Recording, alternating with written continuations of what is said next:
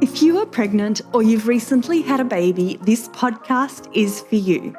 I am your host, Kath Bequee, a physiotherapist working in women's health and mum of three.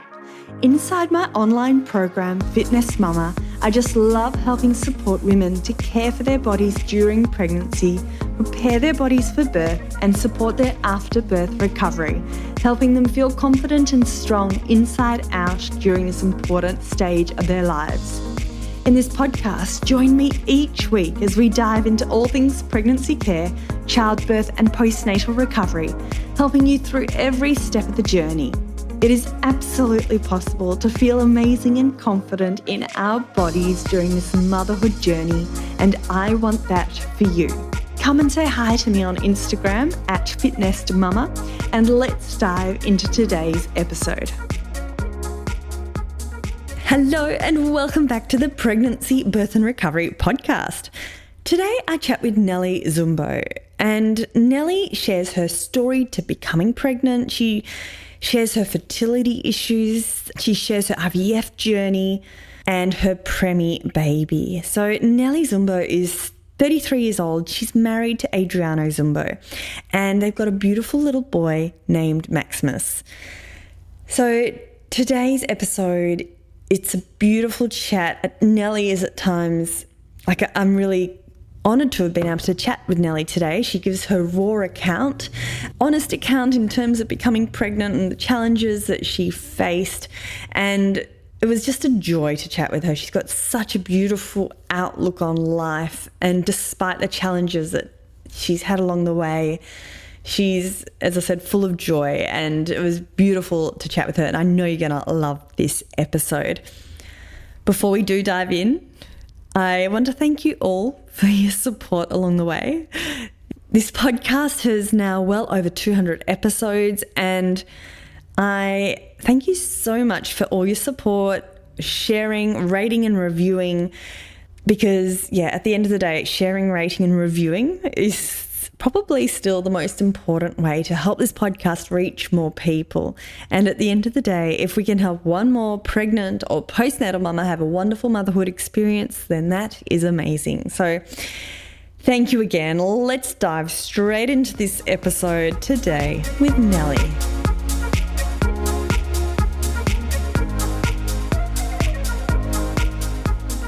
Nelly, thank you so much for joining me on the Pregnancy, Birth and Recovery podcast. You have kindly offered to come and share your story about your journey to becoming a mother. So welcome. Thank you so much. Thank you for having me. I'm very excited. Oh, absolutely. So how old is little Maxie now? He is 6 months old. But technically, yes, he's 6 months old, but he was 7 weeks early. So it's hard to figure out what really his age is actually. Yeah. So let's start at the start, Nelly, because I believe you had a bit of a journey to becoming pregnant. Yeah. Tell us a little bit about that. It took us 3 years to conceive Maxie. As you think it would go, you just get pregnant and everything's easy. But it was a bit of a shock after the first month when I didn't fall pregnant straight away. And then just the months go by and it's just really impacted my mental health, because being a mum is the only thing in the whole world that I wanted to be. I've just always wanted to be a mama. And for it to not happen and seeing other people have babies and things was just the hardest thing in the world. And then we decided to try IVF after 3 years. And on the second round, it worked out for us, luckily. But it was a huge, huge struggle mentally and physically, especially the hormones from IVF in my body. It was just a very, very tough journey, and some things that people don't really tell you about. So do you mind sharing, because 3 years is a long time, it doesn't, now that little Maxie's been born, probably feels like a different situation, but I can imagine in the moment, each month feels like a whole year in itself. So could you just talk us through what was going on at that time? What at what stage did you get go and see the doctor? What was happening? We tried everything else besides IVF. So, and you get all that advice. Well, when you stop trying, it'll happen. You're like, oh, shut up. It makes you even more stressed. But we tried like acupuncture and herbs, and went to naturopaths, and we got all the checks done in the world. And I have plenty of eggs. Adriano's sperm is perfect, and everything was right. It just wasn't working. And in a weird way, that kind of made it worse, that everything was okay, but it wasn't working. So it's like, and then you get all that feeling of what's wrong with me. And I think I spiraled. I was in probably the deepest depression now, looking back of my life, going through that experience. And when nothing worked, I saw my OB, and we decided to go for IUI at first, and then that failed. And then we had a failed IVF as well. And then on the second try of IVF, we finally got pregnant. Finally. Yeah, wow. And when you mentioned your mental health was affected, at what stage, like how long had you been trying to conceive before you noticed that spiral, as you say? I reckon it was probably within the first, after 6 months, because you go to the doctor and they say, oh, it's pretty common for like it to take up to a year. And then I was like, okay, so I was holding on hope. And then I think when you see I know it sounds quite selfish, but when you see your friends and everyone having babies or celebrating their little birthdays and they invite you to baby showers, that's what started making me feel really depressed. Like even seeing my friends that have kids, little babies, was just hard to even going to see them and visit them and going to baby showers. That was when things started to get really hard, because I feel like everything happened at once. We're all at age where everyone's having their babies. And then I'm the one, and in my mind, I'm like, I want this more than anyone. Why isn't it happening to me? And it gets really like, you get really self-absorbed and really selfish about it. And kind of like my mind was becoming quite nasty. Like, this should be me. Like, why isn't this me? And then I just fell into depression and gained lots of weight, and just was trying to get through every day and waking up miserable and just all those awful things. Yeah. And did you speak to your family and friends about how you were feeling, or did you keep this quite private at this stage? Like, mostly to my mum, but I kept most things private. I would call probably my mum every period, just bawling my eyes out, like, why is this happening to me? Like, what am I doing wrong? What's wrong with my body? Like, and then it's just the most weirdest thing ever. You're like, I need to cut gluten out of my diet, and I need to change everything, and I need to take all these herbs, and it's just, you're so desperate, like, to have your baby, that you just like, we tried everything. And and I'm lucky that Adriano is very supportive, because I think I went a little bit crazy at that time. But yeah, he was very patient, which is nice. And did you talk to a doctor about how you're feeling, or did you even connect with the fact that emotionally, you weren't yourself? Well, I struggle with mental health, like with anxiety and depression. So I've been on pills for probably about 15 years for my mental health. And so I've always like had that to fall back on, but then I was told maybe it's the pills that are making you not fall pregnant. And then I had that big weight on my shoulders, like, well, my mental health or pregnancy. And that was a real struggle, like what to choose. And it's like, oh, it's probably not, like, but that, to me in my mind, I'm like, should I stop taking them? But if I didn't take them, who knows? Who knows? So in some ways, I don't feel I should ask this question, but because it's not helpful. But in hindsight, and I know hindsight's a lovely thing, right? We'd all love hindsight. But because you've been through this journey and you've been through so much, what would you tell yourself again if you're at the start of your journey, if you could?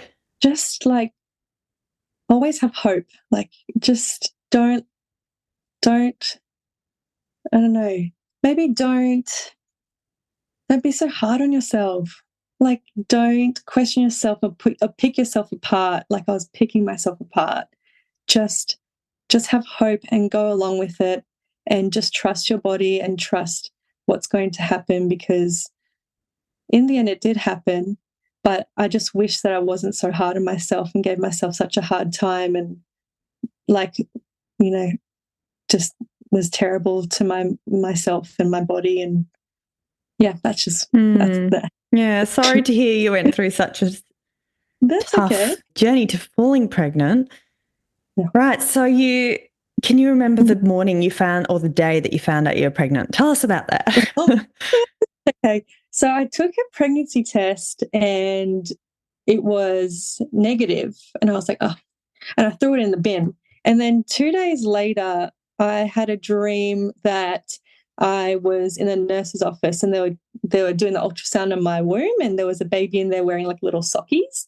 Aww. And I was like, so weird. And then I woke up and I was like, I'm going to check that pregnancy test in that bin in the toilet. And so I checked the test and it was actually a positive, but I hadn't waited long enough and I just was like threw the test away. So I was like, oh, okay, it's actually positive. And then I had to go to work. I was working with Adriano at the time, and I was desperate to like know if that was a real positive. So I got to work, I set up the store and everything. And when the first girl came in, I said, I'm running to the shops.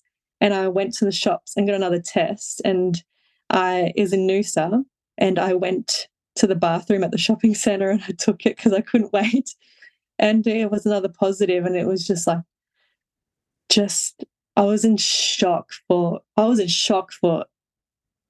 so long. I just sat on the toilet like, this can't be real. And the amount of tests that I've taken since that day, like probably 2 every day just to make sure it was real. It was just, yeah, it was so exciting. It was so exciting. Could you work for the rest of the day? I did work, but I was like, oh my gosh, like it was just, yeah, it was the most surreal experience ever when you've wanted something for so long and then it happens. It just shock. And were you feeling mostly excited, or were you still a bit scared? Like what was happening? Yeah, I was mostly excited, very much excited, but yeah, definitely scared because it's like, I want this to stick. So you're just waiting for that like 12-week mark to pass. So, you know, that everything's safe and yeah. Okay, amazing. So you're 12 weeks pregnant. What happens? How's the rest of the pregnancy pan out? I was sick the entire pregnancy. I was vomiting probably like 3 or 4 times a day all the way through. Oh no. But what I haven't told anyone was that at 25 weeks, I had a hemorrhage at work. And it was the most terrifying thing that's ever happened to me. I thought I lost my baby. And so I went to the hospital. Me and Adriana ran out of work together. We ran out, we didn't even close the store or anything. We just didn't care. I was crying and ran out of the store, went straight to the local hospital. And to hear his heart beating still when I was bleeding was probably like the most relieved but also terrifying experience ever, because I had to go after that. I went home because they said, he's okay, your cervix is closed, everything's all right. And then the next day I started hemorrhaging again, and I had to go to SCU hospital, and then they transferred me to the to Mater Mothers in Brisbane just to make sure that baby was okay. And probably the most terrifying feeling was being woken up by a nurse in the middle of the night saying, I need to give you steroids because it's likely that your baby's going to come. And I was just like, that's just the most horrendous feeling at 25 weeks, like that your baby's going to come. And then, but cervix was closed, and they still can't tell me why I was bleeding. They just don't know. So that's what really upsets me still to this day, that they just don't know. Yeah. So how long were you in hospital for? Probably about almost 2 weeks. Oh, right. Yeah. So I went to Noose Hospital, Budrum Hospital, Sunshine Coast Uni Hospital, and then Marta Mothers Hospital. And wow. Yeah, because I was bleeding, and but he was safe, but gosh, that was terrifying. So that's until about 27 weeks pregnant? Yeah. Okay. Yeah. And did that change the rest of your pregnancy? Like what was happening, what you did? I was on bed rest for the rest of the time, and my OB was very supportive and everything. And because we were supposed to go private at Budrum Private Hospital. And so I was on bed rest. And then at about 32 weeks pregnant, my waters broke.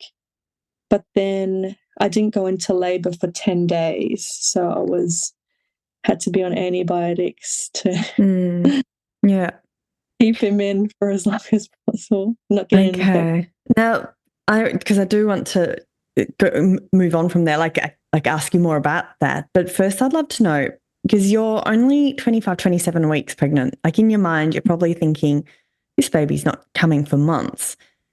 I know, like Adriano's got businesses, like you're working at this stage. Like, how did that impact? Like, what happened in your the family unit? Like, what had to change with all these hospital changes? And how did that impact you? That was awful. I definitely had to stop working. I had to get someone to cover me. Just hired someone random just to cover me. My friends even came to work, like, to cover me, and Adriano, we took as much work as we could off. We turned off orders. My family was surrounding me the whole time. My mum, especially, my sister, anything that I needed. We were all actually just preparing for that baby to come when they told us that he was most likely going to come. But our whole lives just changed, and nothing else was important but keeping him safe. Yeah. And what's your role in the business? Oh, I was pretty much I ran the front end of the store, like serving customers and doing the back end as well. So I was running the website and some of the account stuff and payroll, just a little bit of that. And Adriano was just the creative, really. So pretty much you're running the whole business. So pretty much running most of it. Yeah. So sorry, not the whole business, most of it. That's right. I was trying to even get my laptop while I was in hospital, turn that off, and it's a lot. Yeah, that was a lot, but we don't care. Adriano doesn't care. Went with the flow. Went with the flow. You just got to hustle. I don't like that word, but we had. You called in all the support, and it was so great that you did have that support on hand that you could call upon. Yeah, my best friend Amelia, she would take some shifts, and then my friend from Brisbane, he came and did some shifts because we had a coffee machine as well, so he was a barista, and it was just all hands on deck, really, from everyone. Yeah, my mum would come and clean it at the end of the day, and she's amazing. My mum and dad. Oh my gosh, bet they loved it. I love it because I got leftovers. Do they still do it? Pardon? Do they still help? Oh, okay. Yeah, close that shop now. Okay, so you are back on antibiotics. You're 32 weeks. You're back in hospital at this stage? I went to hospital for just overnight. Oh, for 2 nights. Okay. Yeah, because broke. They were just, and you're just laying there because they said any second now you could go into labor or you might not. You might go into labor now, you might go into labor actually at 37 weeks. Like, don't know. So, like, what is happening to me? And I was like, and then I started that spiral again of what is wrong with me? What did I do wrong? Why is my body failing me? Blah, blah, blah, like kind of like the whole anxious spiral again. But then I don't know if your motherly instincts kick in that quickly, but you're kind of like, you've just got to get through it because you've got to keep this baby safe. And so after 2 days in hospital, just went home back on bed rest, and just waited until 10 days later when I went into proper labor. Ugh. So can you describe that to us? The labor? Like, how did you know you're in labor? I got the bloody show and I just started feeling not right that whole day. And it was just kind of like weird stomach achy feeling. And I called my OB and he said, "You're too early to come to Budgeon Private Hospital. We don't have the facilities for a baby that young. You have to go to SCU." And that was scary for me because I was expecting him to be there for the whole journey in the delivery and everything. And I trusted him with everything. And then just to be shipped off to a completely different hospital with who knows who's going to deliver you and take care of you, that was another scary part of my journey. But my labor was intense, and he told me straight away go to SCU. And I guess it was like a normal labor. It was absolutely painful, but Maxi's head was flexed back. So I was pushing for 3.5 hours. I shouldn't have been. They said that like 2 hours was maximum for pushing. And they were so close to emergency C-section. But this one nurse, she was just like, "No, we're going to get him out." And then, how do I say that, ladylike, just kind of got her hand and just got him out safely. Thank God. It's a long labor. It was a long labor. Yeah, it was probably 24 hours and a long push. Yeah, labor. Yeah. Yeah. So with that pushing, at what stage did they start talking to you about cesarean? Probably after 2.5 hours, they were like, forceps or cesarean. Looks like mostly cesarean because how his head is placed, because he was just, head was flexed back. And I was crying because they gave me so much stuff. Like they pumped me full of antibiotics when I got there 4 times. I had codeine, I had gas, had epidural, I had that needle to get the placenta out. So I was just like absolutely cooked. So when they were like, "You're going to have a cesarean," I'm like, I can't have any more drugs in my body because I can't handle it. Like, I'm shaking. Everything's just, it's just too much for me. Yeah.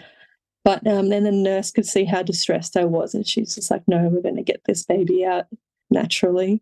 And did she use forceps? No, she didn't. Thank God. Whew. Yeah.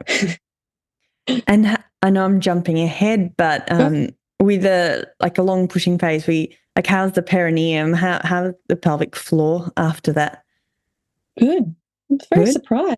Yeah. Yep. It recovered quite quickly. Everything is surprisingly okay. Yeah. Okay, so you're pushing for a few hours. Did you know you were having a little boy? Yes. I found out at 10 weeks. Yeah, gorgeous. Yeah. We picked his name out before he was even conceived. So. Oh, gorgeous. And do you remember the final few pushes? What was going on?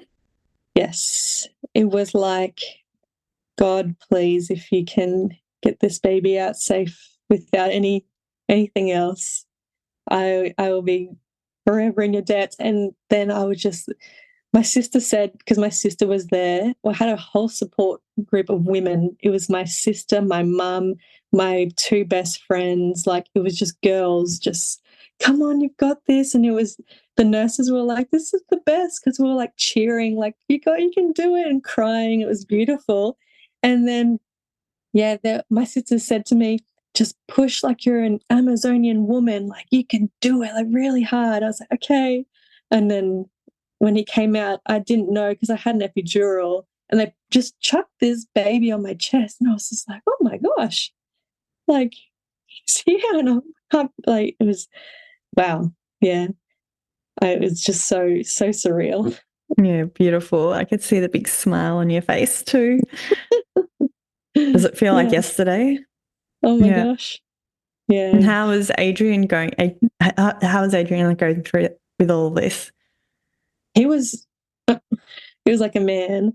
He couldn't watch it. He was holding my hand from my head, but he was watching the monitors more than anything else. But he was actually like holding my hand, watching the monitor and filming. So I have it all on film, but I'm too scared to watch it still. And he was freaking out because both our heart rates weren't doing very well, me and the little puppies. So he was like trying to teach me how to breathe and everything. Like he was pale and just quiet and freaking out. It was just a lot going on, I think. I don't think the men realize, if they've never done it before, how intense it actually is. And you probably had such amazing support from all the females in the room. Yeah. You probably thought, I've got nothing more to offer. He's like, I'll just hold her hand, everything's okay. Yeah. I didn't ask, how did you prepare for birth? In what way do you mean? Did you do any courses? Did you do hospital stuff? Did you do any readings? Listen to anything? Yeah. We did one class at the Bodrum Hospital. We were supposed to do more, but I gave birth. And my neighbours gave me like a hypnosis birthing book to read as well. So that's where I got my breathing techniques from, which was, I was just so grateful. But I just can't remember the name of that book. But yeah, that really, really helped, like the hypnosis.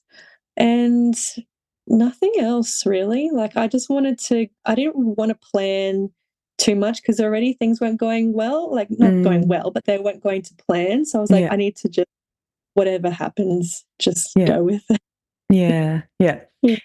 So the book was helpful. If you could just say one other thing that was super helpful, like in hindsight, that you would recommend or look into again, what would it be? What would it be? Oh my goodness. All your cheerleaders. All my cheerleaders are super. It's so weird when I think, like, just having the feminine support was the most helpful. All my friends have gone through birth. Every single one of my friends. Some of my friends have 4 kids.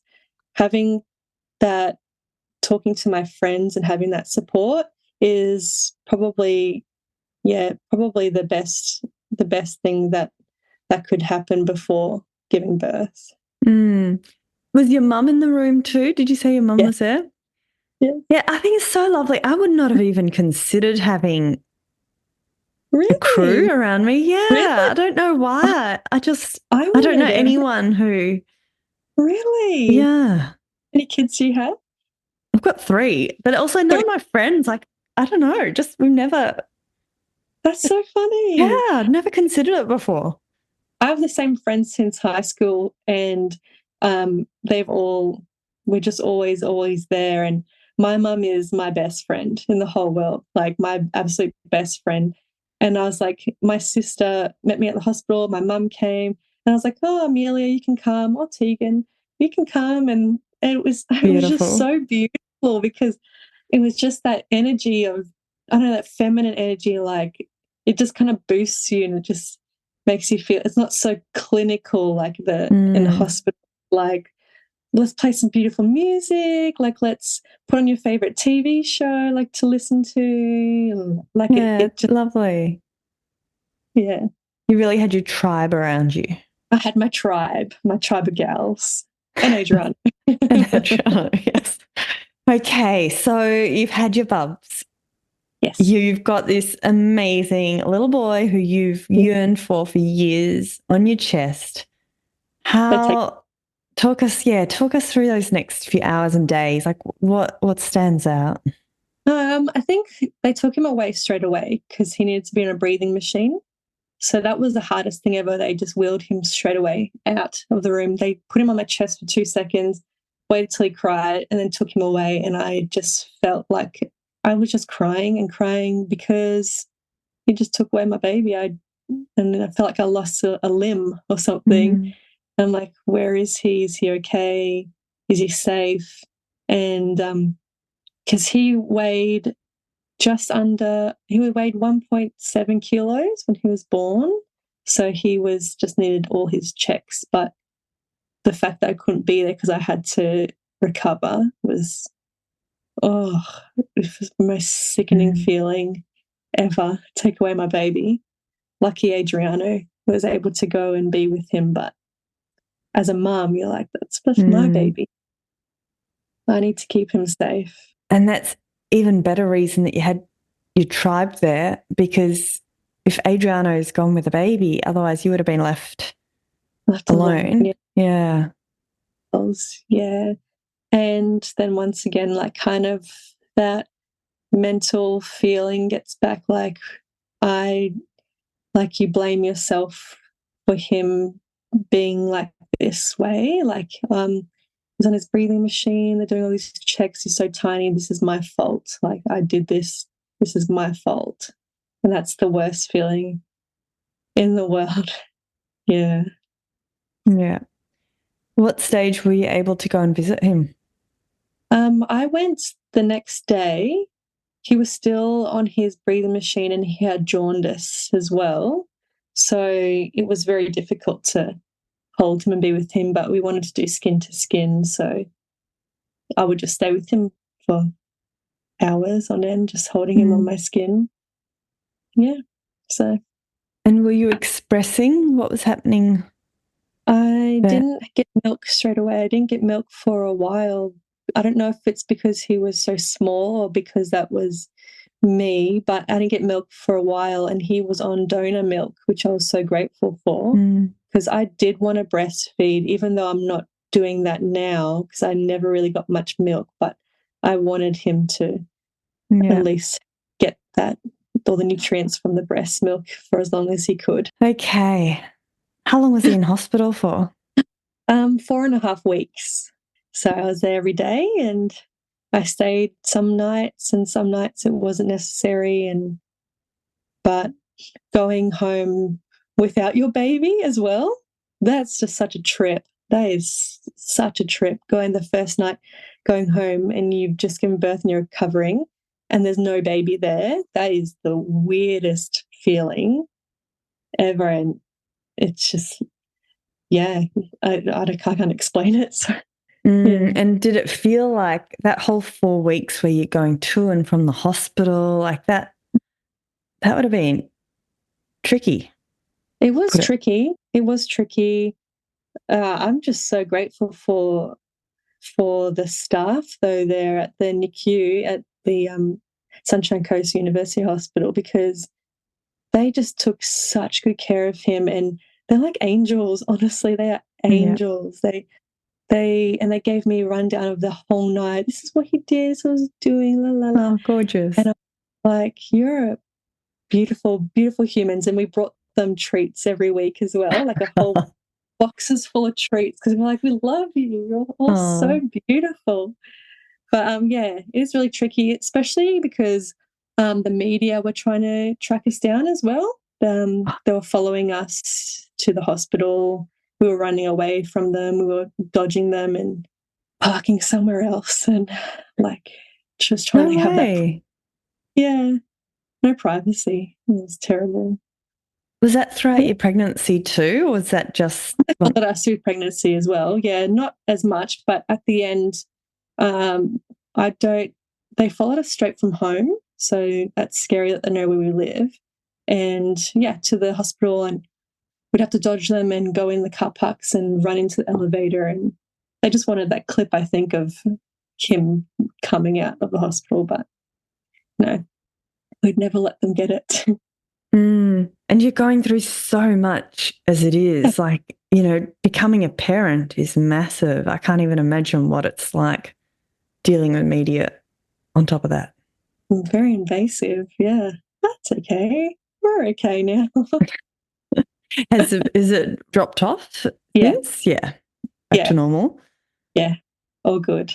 Because I post so much on my socials and so does Adriano. So it's like you got really no story to tell because I'm telling it first. So in it, this is how it's happening.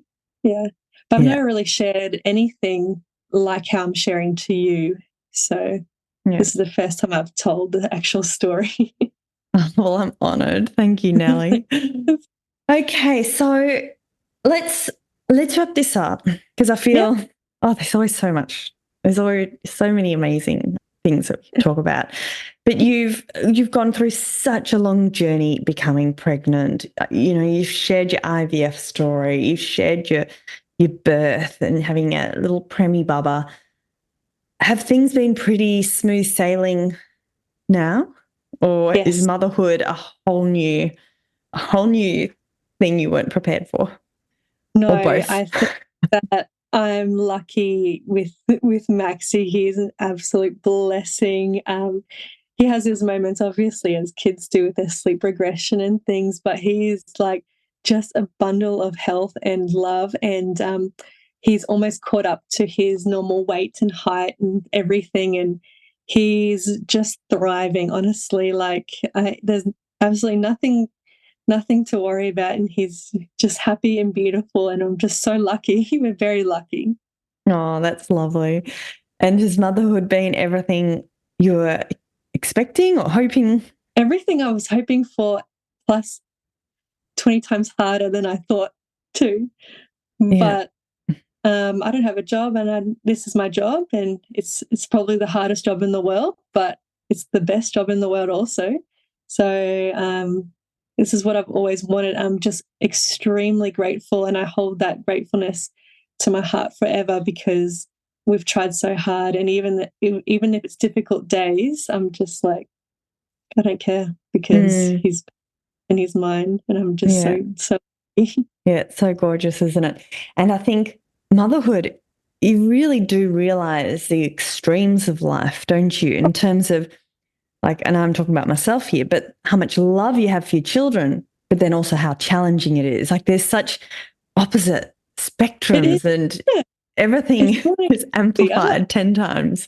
Yeah, it's so wild. It's like, and it's like those days where you just have no idea what you're doing and you're winging it and you're like, I don't know what he's crying for, and you're just so lost, and then you're like, well, I don't know what to do. I've just gotta keep on keeping on, and just hopefully tomorrow is a better day. And I don't know, it all works out in the end. It's okay.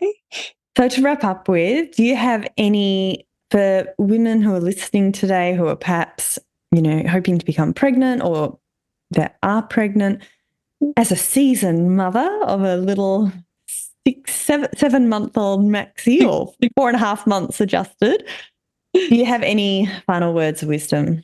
I think just go along with the journey, go along with the ride, enjoy as much as you can, and just be grateful and hold on to hope. Like if you're struggling to conceive, just hold on to hope because there's so much help out there, and don't beat yourself up. Just be kind to yourself. That's something I wish I was. I wish I was so much kinder to myself because you're doing an amazing job.